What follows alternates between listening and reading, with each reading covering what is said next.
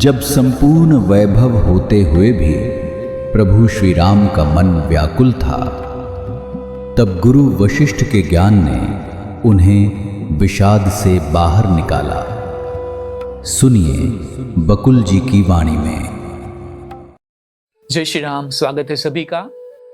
तो कल हमने देखा कि चेतना की तुरीय अवस्था, जो चौथी अवस्था है, वो क्या होती है, कितना सुंदर समझाया। और कल मैंने ये भी बताया था कि अगर अब तक आपने सहज समाधि ध्यान नहीं किया है तो गुरुदेव का वो आशीर्वाद है, गुरुदेव श्री रविशंकर जी ने जो ये सिखलाया है, बताया है, बहुत सुंदर है।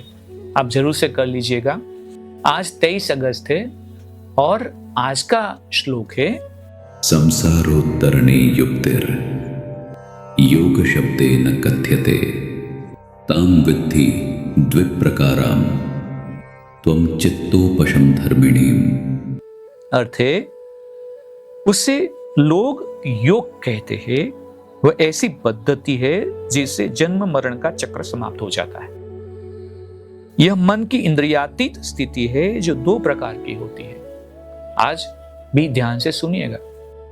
वशिष्ठ ने कहा, सत्य के बोध में स्थित महान संत सदा सदा के लिए शांति और संभव में विराजते हैं। वे रुचियों प्रवृत्तियों से मुक्त होते हैं और उनमें जन्म और मृत्यु की ही इच्छा नहीं होती है और अनिच्छा भी नहीं होती। वे मेरु पर्वत के समान अपने प्रत्यक्ष अनुभव में अटल रहते हैं। वैसे वे वनों, द्वीपों और नगरों में विचरते हैं। देवदूतों की तरह स्वर्ग की भी यात्रा करते हैं। अपने शत्रुओं को विजित भी करते हैं। सम्राटों की तरह शासन भी करते हैं और शास्त्रोक्त विधियों के अनुसार उचित प्रतीत होने वाले सत्कर्म भी करते हैं, जैसे हमारे गुरुदेव करते हैं। वे जीवन के सुख भी भोगते हैं। दिव्य उद्यानों में भी जाते हैं और अप्सराओं द्वारा उनका स्वागत सत्कार भी होता है। वे गृहस्थ के कर्तव्यों का निर्वाह भी करते हैं, महायुद्धों में भी सम्मिलित होते हैं और उन विनाशकारी परिस्थितियों में भी शांत और सौम्य बने रहते हैं। जिनमें और लोग अपना संतुलन शांति खो बैठते हैं, उसमें वहां पे शांत रहते हैं। उनका मन पूरी तरह से सत्व में बैठा होता है और इस प्रकार ब्रह्म अहम की धारणा, सफलता की आकांक्षा से पूर्ण रूप से मुक्त होता है। परंतु ऐसे लोग अपने कर्मों की उपलब्धियां या उनमें मिलने वाले पुरस्कारों को अस्वीकार नहीं करते। युद्ध जीतने पर वे झूठी वाहवाही में भी नहीं पड़ते और न हार जाने पर दुखी या त्रस्त ही होते हैं। वे स्वाभाविक या सहज कर्म करते हैं। उनके किसी काम के पीछे इच्छा या संकल्प नहीं होता। हे राम, ऐसे महान संतों का अनुसरण करो। तुम्हारा व्यक्तित्व अहंभाव से रहित रहे। तुम सभी काम सहज होकर करो। अदृश्य असीम चेतना ही मात्र सत्य है और वही है जिसने विविधता का यह रूप धारण कर रखा है। यह रूप न वास्तविक है और न अवास्तविक ही। इसलिए हर वस्तु से पूर्ण रूप से अनासक्त होकर रहो। अपने को ना समझ मानकर दुखी होने की आवश्यकता नहीं।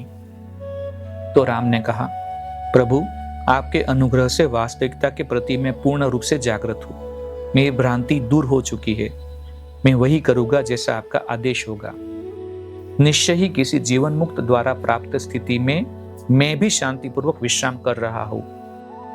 प्रभु, प्रार्थना है कि आप कृपा पूर्वक बताए कि कैसे प्राणी रूपी जीवन ऊर्जा को नियंत्रित करके तथा अपनी सीमाओं और बद्ध मानसिकताओं को नष्ट करके कोई मोक्ष प्राप्त करता है। वो कैसे होता है? तो वशिष्ठ ने कहा, उसे लोग योग कहते हैं। वह ऐसी पद्धति है जिससे जन्म मरण का चक्र समाप्त हो जाता है। यह मन की इंद्रियातीत स्थिति है जो 2 प्रकार की होती है। एक प्रकार है आत्मज्ञान और दूसरा प्रकार है प्राणों का नियंत्रण। योग से अभिप्राय दूसरे प्रकार से है, मतलब दूसरा प्रकार का जो है वो बात। वैसे परिणाम दोनों का एक ही है। कुछ लोगों के लिए अनुसंधान द्वारा आत्मज्ञान प्राप्त कठिन होता है और कुछ लोगों के लिए योग द्वारा आत्मज्ञान प्राप्त करना कठिन होता है। परंतु मेरा ऐसा मानना है कि दोनों में से अनुसंधान का मार्ग सरल है। कारण यह है कि आत्मज्ञान नित्य प्रस्तुत सत्य है। अब मैं योग की पद्धति का वर्णन करूंगा। कल से बहुत रसप्रद बातें होने वाली है। आज हम यहाँ पे विराम लेते, देखते कल क्या होता है। जय श्री राम। इस ज्ञान यात्रा में हमारे साथ बने रहने के लिए चैनल को सब्सक्राइब करें और बेल आइकॉन दबाएं।